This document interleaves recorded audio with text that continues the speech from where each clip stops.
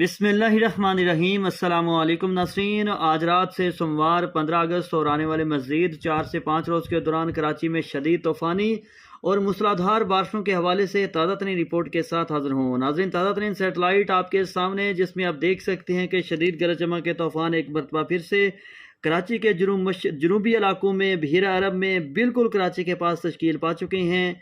आने वाले चंद घंटों के दौरान इन गरज चमक के तूफ़ानों की शिद्दत और फैलाव में मज़ीद इजाफा होगा।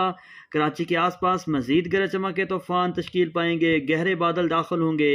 आज रात किसी भी वक्त कराची में शदीद बारिशों का आगाज़ हो जाएगा।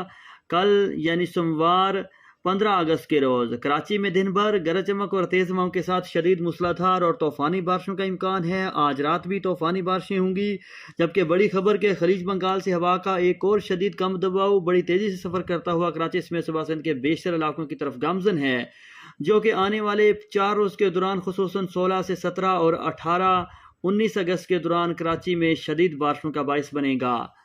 आने वाले 24 घंटों के दौरान कराची में बारिश की मिकदार 50 से 100 मिलीमीटर तक पहुंच सकती है, जबकि 16 से 17 और 18-19 अगस्त के दौरान भी कराची में रोज़ाना की बुनियाद पर 50-100 या इससे भी ज़्यादा मिलीमीटर तक तूफ़ानी बारिशों का इम्कान है।